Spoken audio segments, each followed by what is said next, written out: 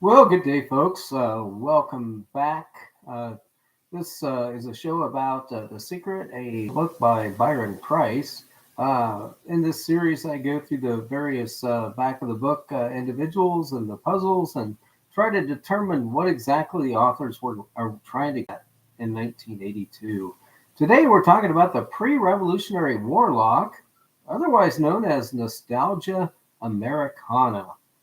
For those who like to follow along the series, I'm on page 100 and page 101 of the book The Secret. Um, and so this is actually a three-page story. It is then carried over to page 102, which I may have to do a little research on the fly since I just realized this is a three-part story. So we're now moving into what I consider a different part of the secret book. I think we're now working on a different city, a different set of locations when we get into the pre-revolutionary Warlock. We had just basically came out of a bunch of information about artists and the music industry and jazz and singing and that type of thing. And now I think we're moving to a little bit of nostalgic military history type of references, and perhaps a little bit of the political history as well.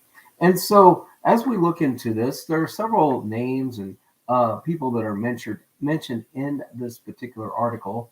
And so, I'm going to take a stab at talking about each one of those. And the first thing I'm going to start out with is he mentions in parentheses illustrated with slides. And so I thought it would be interesting to look into the history of the slide projector, or he might be just referring to ladies' softball, which would be like a ladies' club and them sliding into home plate.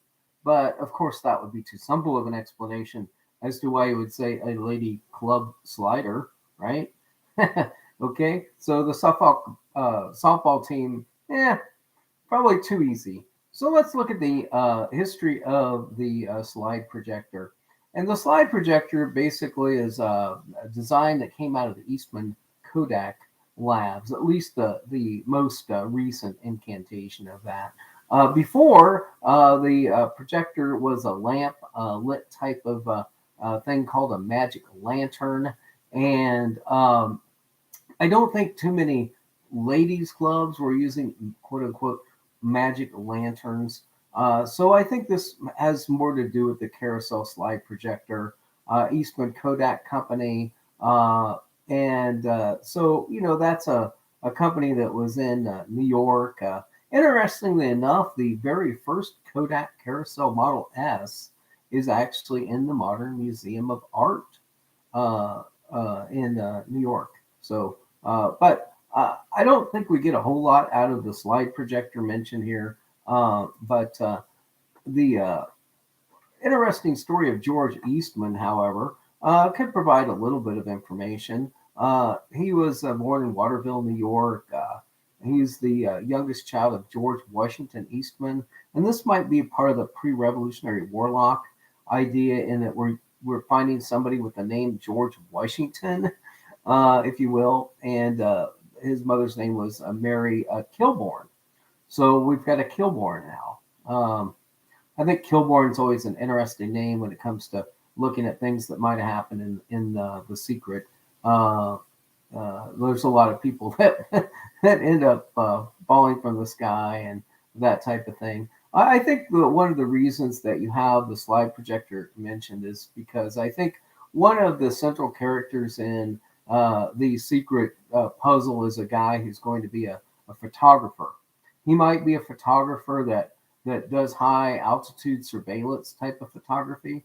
And so, in this story about the pre-revolutionary Warlock, which we're going to talk about eventually, Danbury, and so we're going to bury Dan eventually. But I think this story is really designed to give you all the tools that the person who they're talking about would have had, such as a camera.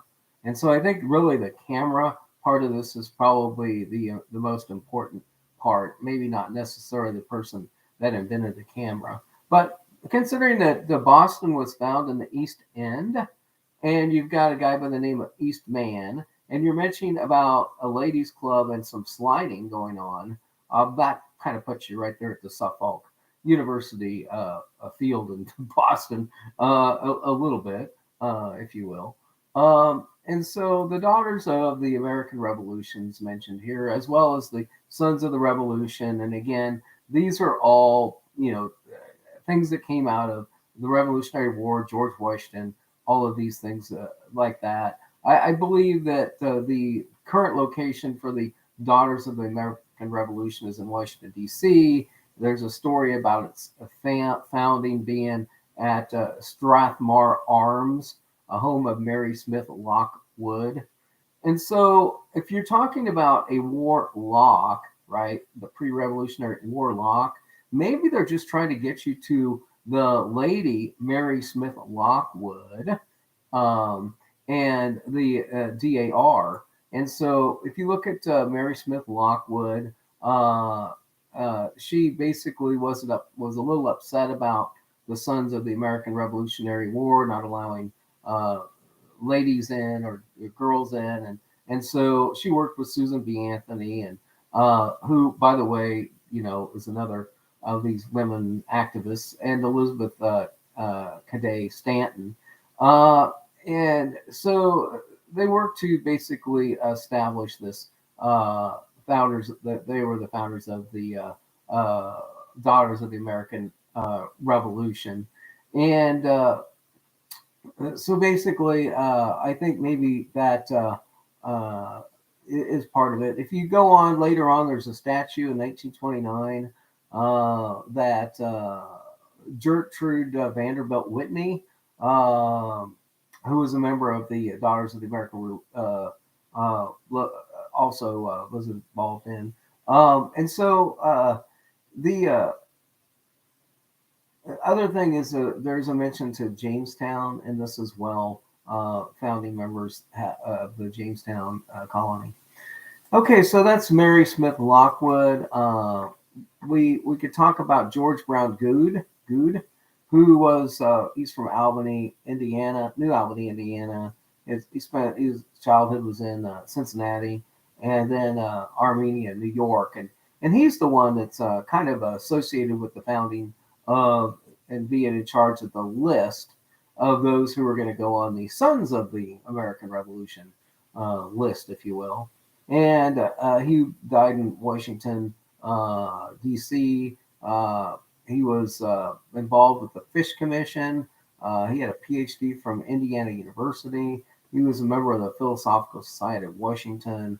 So that gets you some of the information about Brown, George Brown Goode. The next mention in here is we're going to talk about surviving bison.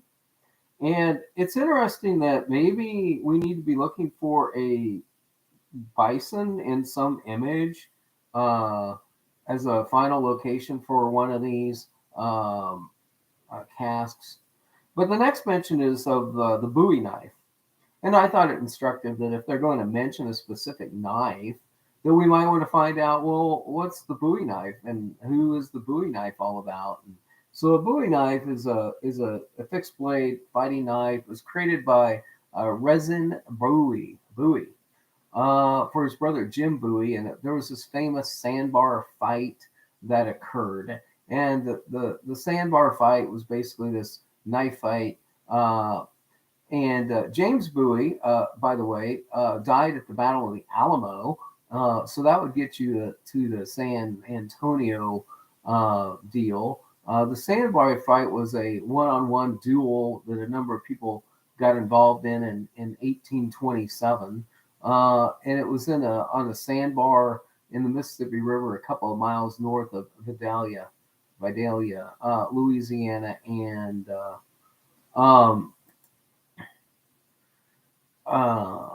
Natchez, Mississippi. Several people died. So I don't know. There were several conflicts that occurred in central Louisiana. For those who want to make the connection back to back to the idea that this has to do with, um, Lafayette, Louisiana. I don't necessarily know if that gets you there or not, but the interesting is that the Arkansas blacksmith by the name of James Black was involved in this particular Bowie knife, and there's some history of this that goes to Washington, Arkansas, if you will. And so, if this is about George Washington, maybe there's that. The one interesting note about people that famously had Bowie knives, uh, and so Bowie knives had a role in American conflicts of the 19th century. They were historically mentioned in the independence of Texas, in the Mexican War, and the California Gold Rush, the civil strife in Kansas, the Civil War, and later conflicts with American Indians. So John Brown, an abolitionist, carried a Bowie knife. John Wilkes Booth carried a Bowie knife. Oh, you Chicago Abraham Lincoln people should be so proud of that fact. Oh, and so he dropped a large Bowie knife as he escaped. Buffalo Bill reportedly scalped a chief in a revenge for the Custer, the battle at Warbotic Creek. An illustrated reputed event showed a Bowie knife. Brigham Young, president of the Church of the Jesus Christ of Latter-day Saints, the LDS Church, carried a Bowie knife with him and dreamed about killing ex-Mormon apostates. For this reason, it has a significance to the does not the all right LDS community online who link it to the concept of the blood of atonement in the Mormonism tradition. So I think the Bowie knife is not just mentioned for fun and games, but is mentioned because it has specific historical context to Abraham Lincoln, first of all, John Brown, second of all, and third, Brigham Young.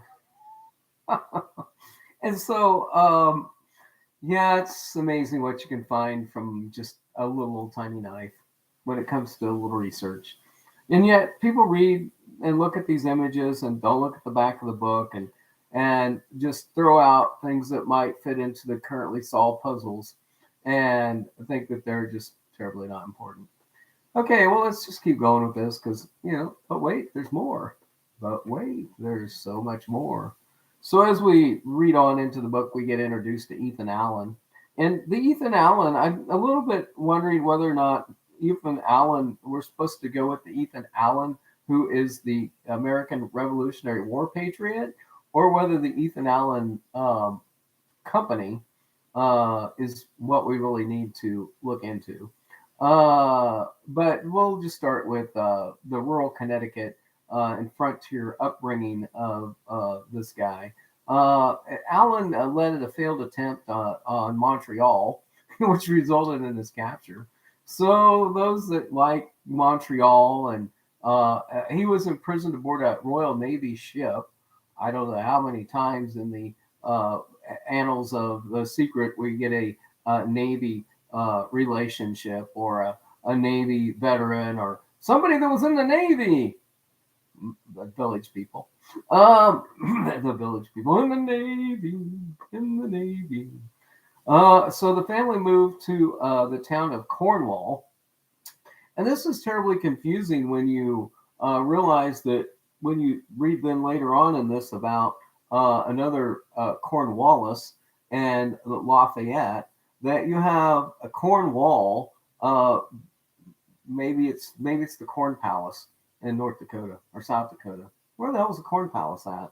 Maybe that's what Corny from Kansas is all about. Maybe we're just supposed to go to the Corn Palace. Oh, I don't know.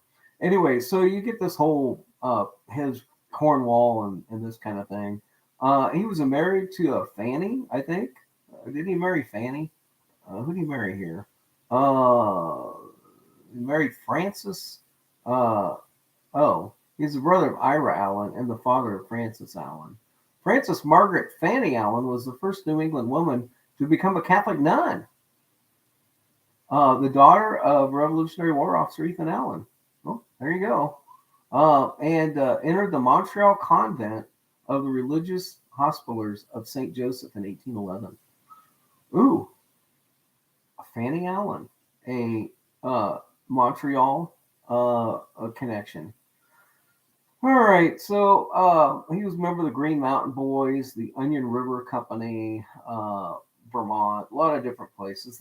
When you start looking at these revolutionary people, they go so many different places and they fight in so many battles. It's kind of hard to pin down what is the most important part of these historical figures when it comes to the secret and the secret location. He did publish this book called the Publication of Reason, um, and his second marriage was a young widow named Frances Fanny Montresor Bruce Buchanan.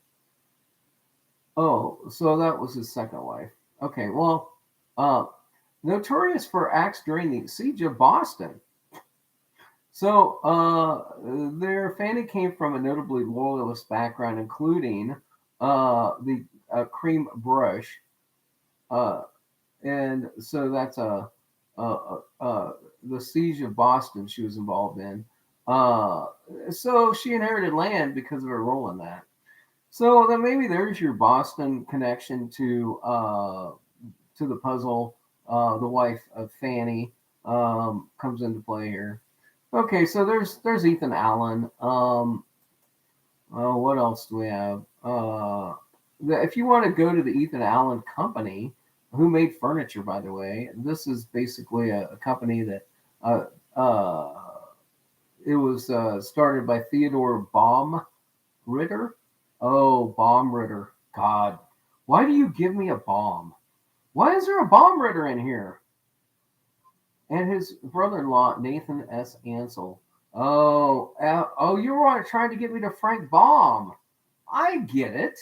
I get it. You're showing me a bomb. That's right. Another bomb, as in Frank Baum's going to eventually appear in here, right? So in 1970, Ethan Allen moved its headquarters from New York City to Danbury, Connecticut. Oh, we're going to bury Dan. I knew we were going to bury Dan at some point in this story. So here's a reference to Derry, Connecticut. But the bomb Ritter. Okay, I got you. I see how that works. And the next mention in here is of the Eagles Band, an Eagles concert. Well, the Eagles is an American rock band that was formed in Los Angeles in 1971. So since they're just talking about the tickets or the band name, I'm not going to get into individual band members. But many people will recall that the Eagles' probably most famous song is Hotel California. Oh, God. I just, Hotel California. Maybe we get to a hotel somewhere in California as leading to the solve location. I just don't know. Glenn Fry was a member. Psst, Dan, are you flying? Dan, you're flying, and out of the air you come. All right, so there's the fun on the Eagles. Okay, so we have a dump the hump button. Dump the hump was Humpy. Humpy here, he's Humphrey, vice president of the 1968, then running for re-election. Uh, he decided to run for president himself, and so Lyndon B. Johnson uh, he's vice president for LBJ. So you get it. All of this is about 1968. When you get into the LBJ, and the dump the hump and Kennedy, that's all. That's all about 1968. And so, why do they specifically mention the day that Kennedy was shot? Are we actually going to be taken at some point to Dealey Plaza in Dallas? Oh, I hope they just didn't put that day that Kennedy was shot because it's something everybody remembers. and how people actually collected the newspapers from that day. It would be tragic if we did find out that the last puzzle was actually about Oswald, and that the white T-shirt photograph that we saw printed in all the papers after the assassination of uh, Kennedy, of Oswald wearing a T-shirt, isn't the reference, because there's a gun in the nose of that image that people think is New York. If that was later found to be Dallas, it would be tragic to the people that created The Secret, that they would have, on page 100 in the book, specifically mentioned the day that Kennedy was shot, and then have later in the book a dealy bopper, and have a picture of a guy wearing a white shirt. Oh my God, the Warlock over here is wearing a white shirt that doesn't look quite right. Oh, oh. And maybe this guy is actually Humphrey we're looking at, that's holding the stick. But he does look like he's wearing a pair of overalls, for sure. But so anyway, you could get into all the 1968 presidential stuff with this mention of Kennedy and LBJ, Sputtons, and Humphrey. So we got the green Coke bottles mentioned. The Coke bottles, we all know Coca-Cola Atlanta company. Billy Beer is Billy Carter, right? Billy Carter. And reminders of The Way We Were. The Way We Were is a movie. The movie The Way We Were came out in 1973. It was a romantic drama film directed by Sidney Pollack. It starred Barbara Streisand and Robert Redford. But more importantly, the plot of the movie is a war plot. It's about a WASP and Marxism, and about FDR's presidency. It's about somebody that served as a naval officer in the South Pacific. How many times do we have naval officers in here? It's a movie about McCarthyism, Hollywood blacklisting. All of these could be subject areas of potential discovery. But in the end of the movie, the Plaza Hotel is the site of a chance meeting between Hubble, who's a beautiful woman, and she's writing for a show, and she's remarried. Katie invites Hubble and his lady friend to come for a drink, and this all happens. And at the end, there's a flyer that says "Ban the Bomb." Is that ban Frank Bomb? Frank Bomb? Bomb? Bomb, bomb, bomb, bomb, bomb. Anyway, it says "See you, kid," and then walks away to a waiting taxi.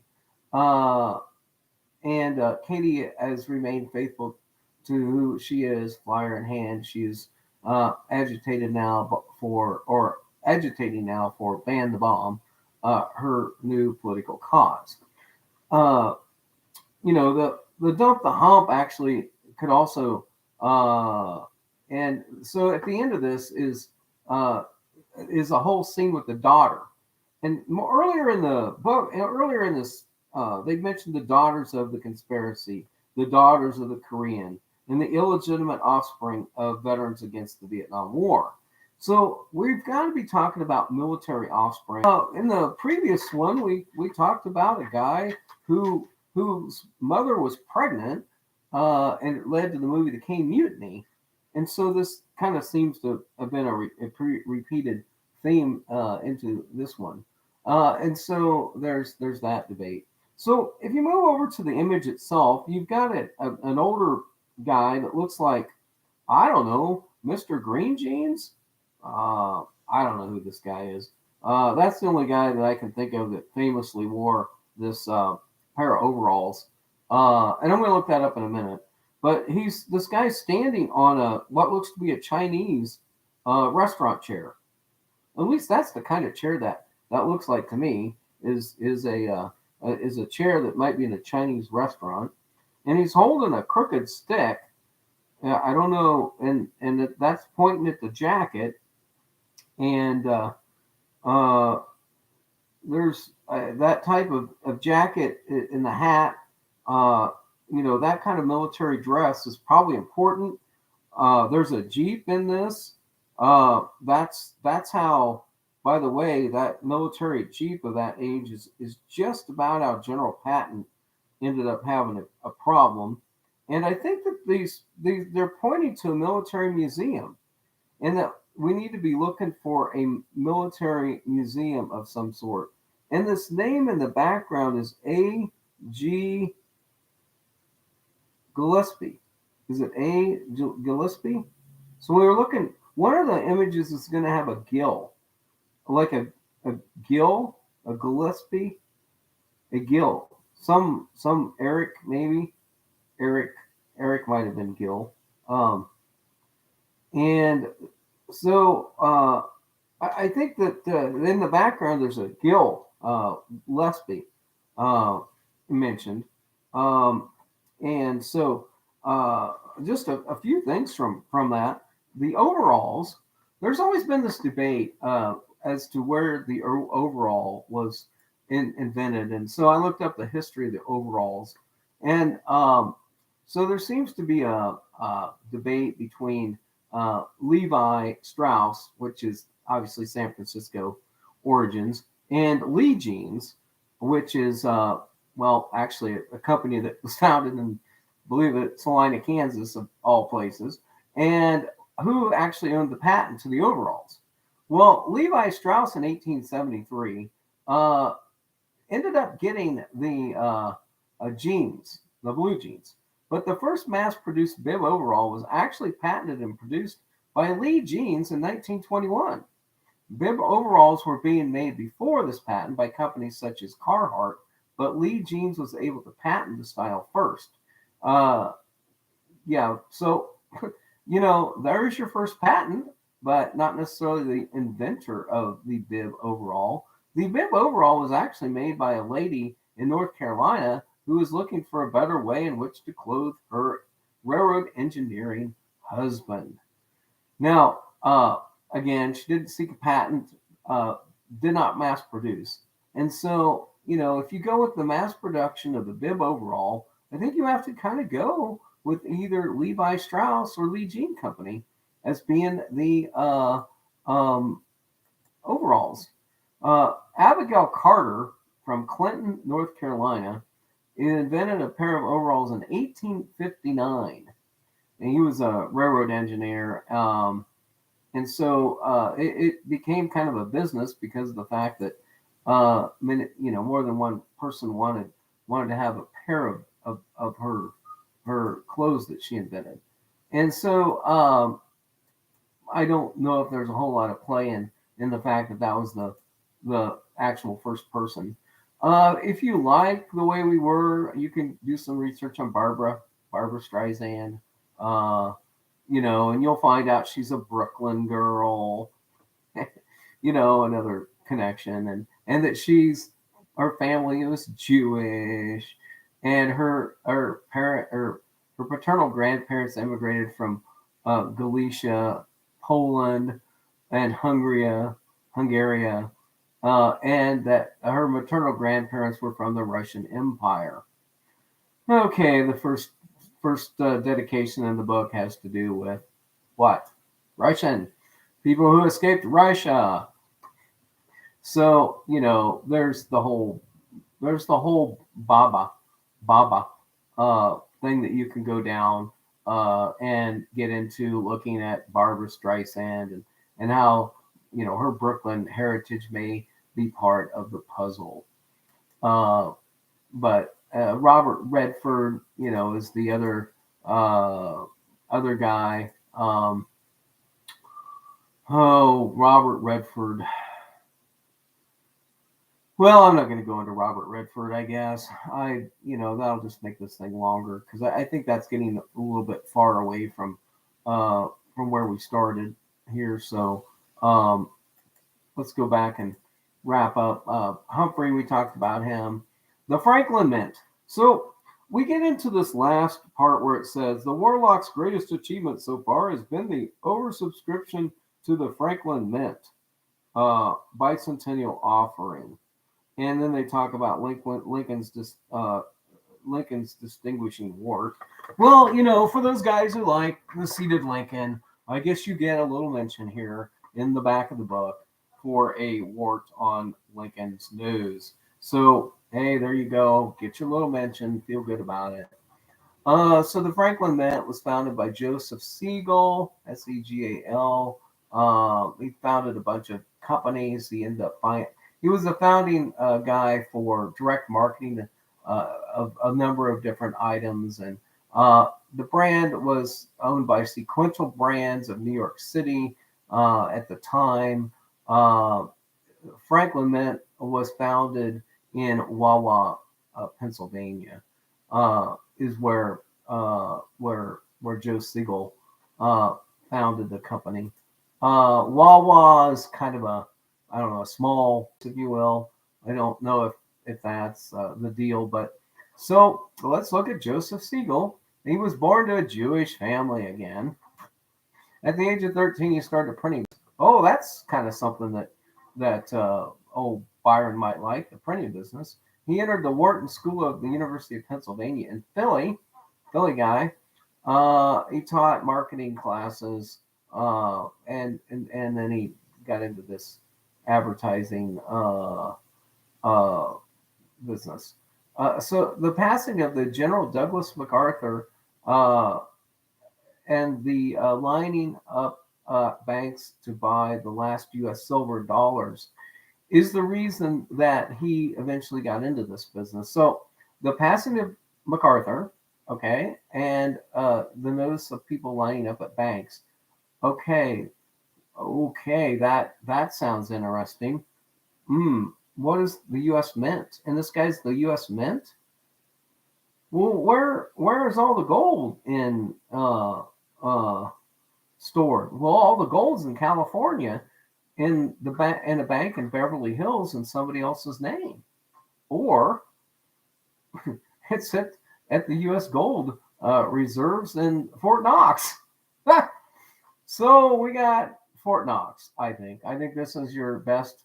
This is your first reference to Fort Knox. The Mint, where all of the thing is stored. Uh, so you can't not talk about the mint companies without mentioning the Danbury Mint, which is was a creation of Ted Stanley. He was born in Reading, Pennsylvania, and he went to the University of Pennsylvania, and he started this Danbury Mint. And one of the things that he did was that he actually was involved in starting a publishing business, and this would be something right up the lines of what Byron Price would be interested in.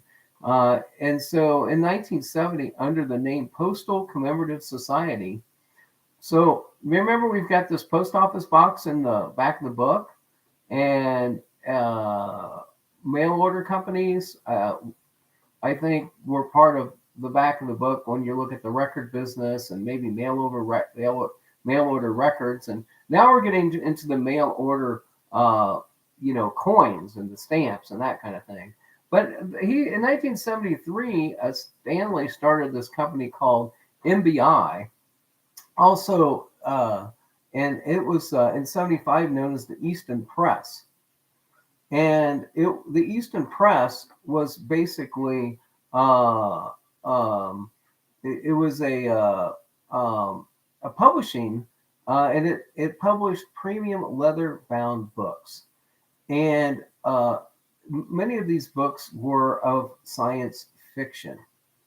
So we're looking at a leather bound binding company of science fiction books, and so this is going to be so over the top when it comes to something that Byron Price would be interested in. And so one of the books was called The Masters of Science Fiction. And you can't tell me that an author that's going to mention the Franklin Mint is going to also be familiar with the Danbury Mint.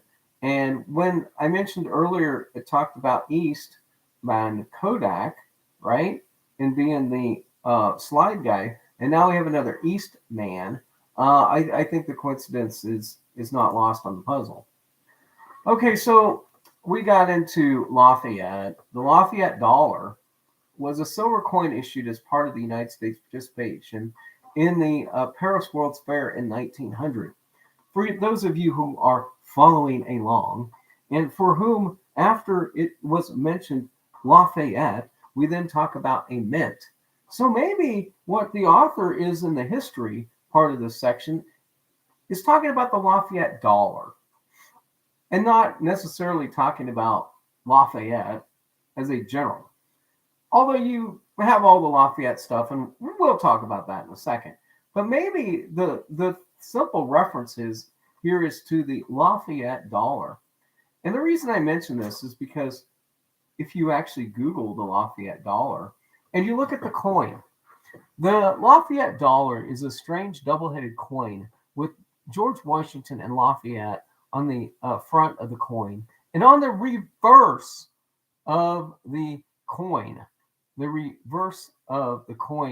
it says, erected by the youth of the United States in honor of General Lafayette, Paris, 1900.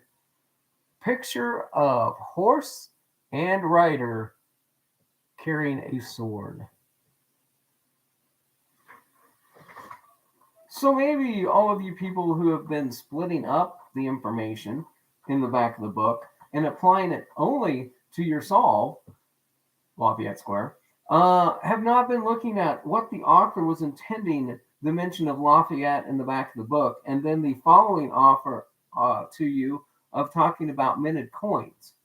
So maybe in the history section here, he was saying that you're needing to look for a Lafayette minted coin in that section when you tie it in its entirety what the author wrote in the book.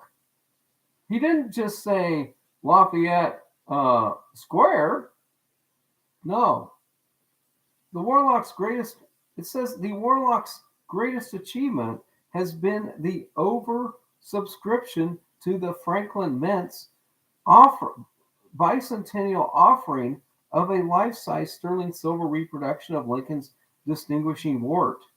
Well, maybe he's really wanting to tell you about Lafayette's, coin in this.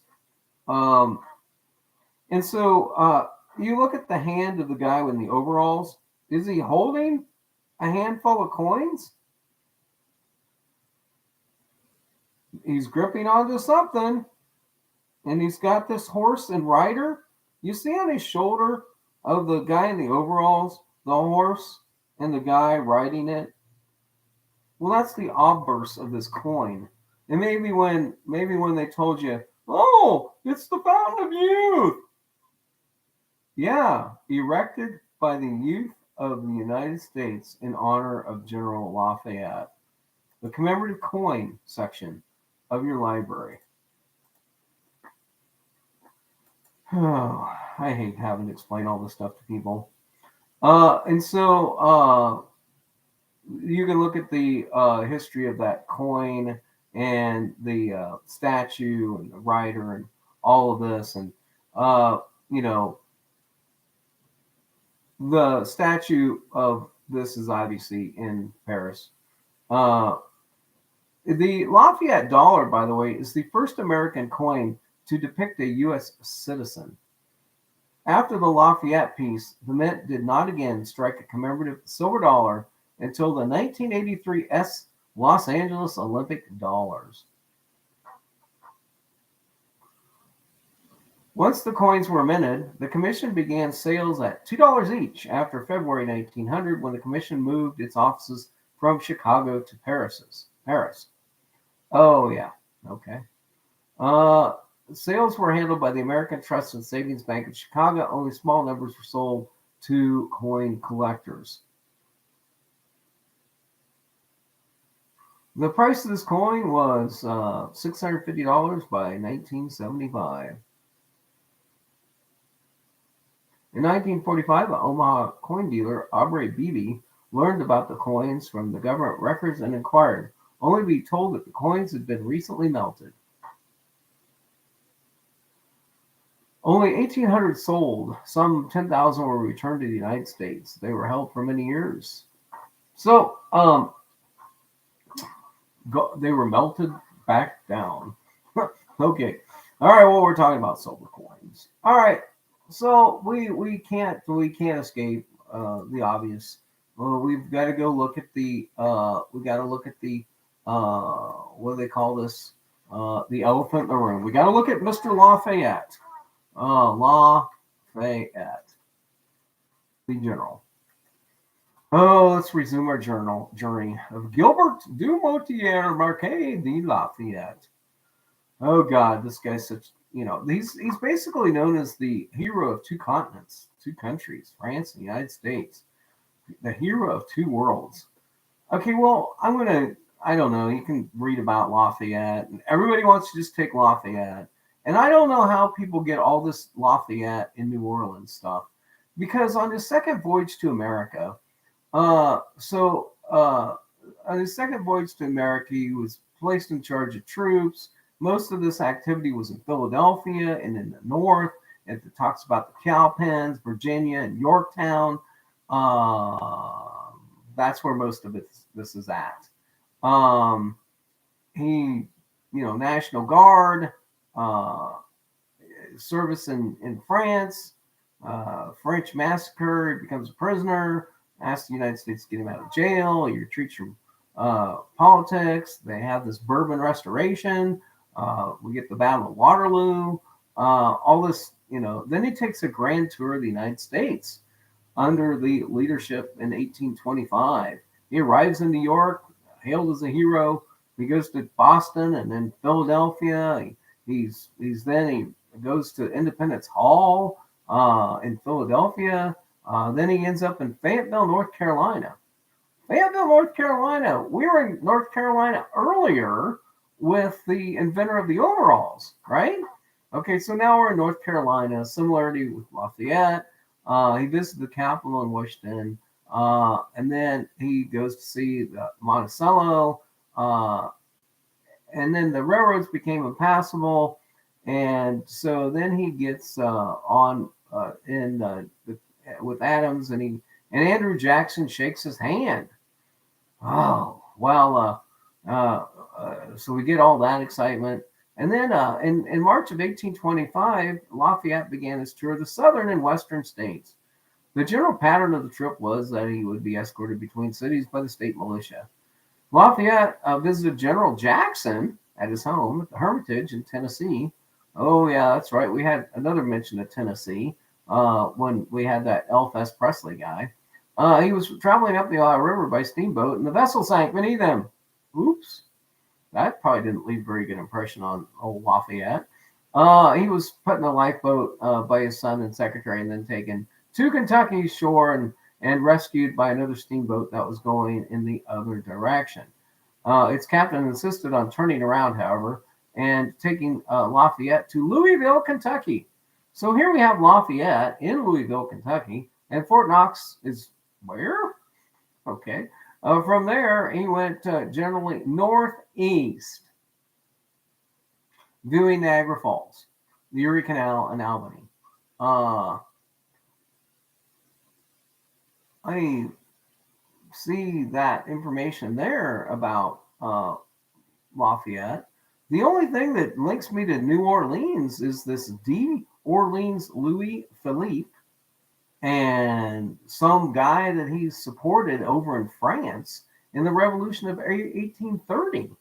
Oh, it's the Revolution of 1830 in another country, otherwise known as the July Revolution, yet the authors of this are going to put this as a key element in a puzzle for the United States instead of using all this other information about his battles and war in the United States or his trip out west. I guess President Jackson ordered that Lafayette receive a memorial honor upon his death. And so one of the things that ties Jackson to Lafayette is the overseeing of his funeral and how he is viewed as a U.S. hero. And so I think the importance of that can't be too. And so I think Lafayette was granted land in Florida from President Jackson as part of our United States um, thing. It wasn't land in Louisiana. It was land in Florida. And so Captain Kangaroo was a clown, uh, and on NBC, along with this how do you do? Well, let's just look up. Let's look up Captain Kangaroo. Uh, Captain Kangaroo. That's where Mr. Green Jeans came from. So Captain Kangaroo was an American children's television series. It was on the American Public Television out of Boston. Who knew? Who knew that Captain Kangaroo was from Boston? And the clown was conceived by Bob Grecian, and the guy wearing the overalls in this image is Mr. Green Jeans, I think. And oh, by the way, now that we look at Captain Kangaroo's suit, and I thought for sure Captain Kangaroo's suit was that military uniform, but man, I just missed that one. Oh, geez. So Bob, let's see. Let's look up. So we now know Captain Kangaroo. Oh yeah, Captain Kangaroo was also a Clarabelle clown on the Howdy Doody show. That's actually how he got his start. So let's see. Where's Bob Keeshan? So Bob Keeshan, he was born of Irish parents in Lynbrook, New York. He went to the Forest Hills in Queens, and he was in the United States Marine Corps Reserve again. All right. So he was was he at the? Oh yeah, there's this story about whether or not he was actually at the Battle of Iwo Jima. So there's that controversy in his life. Clarabelle often sprayed Buffalo Bob Smith with a seltzer bottle. And so if you take a look at Captain Kangaroo, Grandfather Clock. Oh, we have a grandfather clock and an image, don't we? We got a grandfather clock and an image with Captain Kangaroo, the bunny rabbit, and Mr. Moose and Mr. Green Jeans. Oh, yeah, we had all those references to Green Jeans. Oh, and you wanted to dump the hump earlier? And the guy that played Mr. Green Jeans was Hugh Lumpy Branham. Branham. So Hugh Branham was an American vocalist, composer, actor known for his role as Mr. Green Jeans. And so he was born in Sandwich, Illinois in 1910. He went to the Main Township High School in a suburb of Chicago, and where he played the sousaphone. So again, Mr. Green Jeans, Chicago native or Chicago connection. Again, he enlisted in the Marines. So again, another Marine.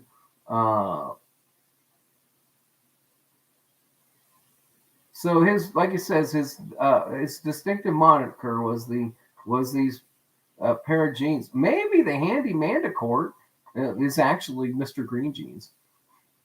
He died in East Stroudsburg, Pennsylvania.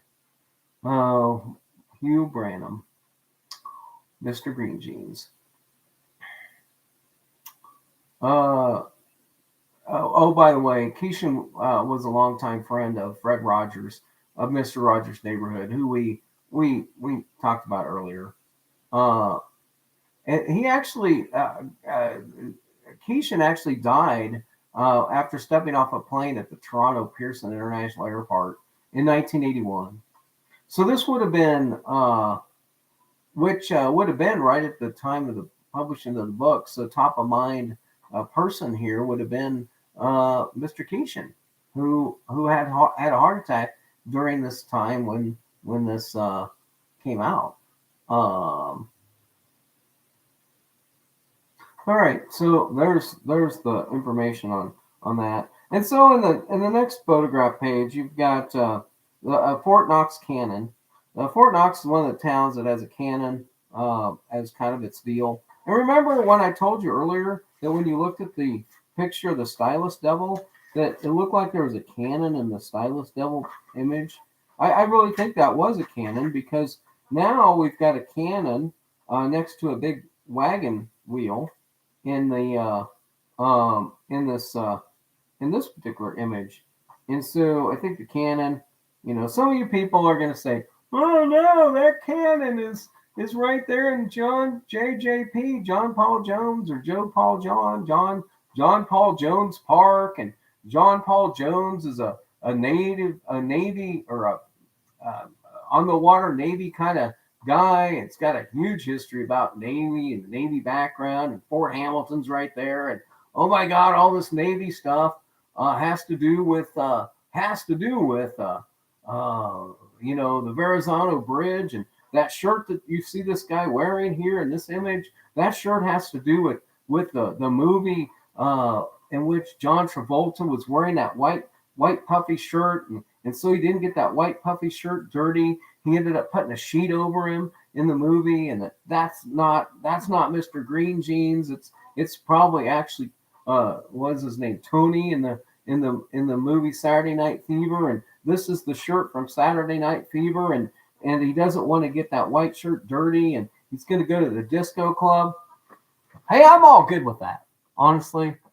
I'm all good with if you want to go look in New York at the Verrazano Narrows Bridge and you want to use John Paul Jones Park, because I think it's Bath Beach. And I think it's the little park in Bath Beach. And I think it's in the planter box. And I think the planter box used to have carrots in it. And I think there used to be a carrot planter box at Bath Beach and that little Bath Beach park. And that was the same park where Snowball was being walked, and that's the same park where our buddy, well, it's not really our buddy, but our Bellevue patient, who used to wear who was arrested famously in a white T-shirt. So I'm all good if you like John Paul Jones Park, the connection to the shirt being from the Saturday Night Fever movie, and that this is Danny Zuko, I think it's his name in the movie. And because we talked about the Danbury Mint, and we talked about Dan, and I think there's a Dan connection here. Keisha never saw combat in Europe or Japan, having enlisted too late to serve overseas. The Naval Historic Center in Washington, D.C. still receives calls asking for verification of Keisha's, quote, heroic war service. Okay. Oh, wow. So I think I've about exhausted the Hugh Humpy Branham, all of the stuff that was in this one. So we're going to come back later and we'll talk about the Philharmonic Orc, which is Arthur Fiedler. I mean, let's just say it right now. The Philharmonic Orc is Arthur Fiedler, and it's a dead giveaway, or it's Leonard Bernstein. Okay, I don't know. It's the Philharmonic Orc is Leonard Bernstein. I'm sorry, or Arthur Fiedler, or Leonard Bernstein, or Arthur Fiedler. I haven't decided which it is, but it's one of these two conductors. All right. So that's it for this presentation. Fort Knox. Oh, where's my end stream at? God dang it. Where am I at? I'm over here. Oh, I'm over here. I'm over there. No, I'm over here. Oh, here's my live stream. All right, folks. Hey, happy Monday, Amy Gwen. Thanks for stopping by, doing some more secret stuff. Going outside this afternoon because it's going to be nice. But I want to get this series over. I got to get this series over. All right, folks. Thanks so much for joining. Looks like the Philharmonic Orc is up next. Or is that the orc? As in the whale? as in Moby Dick.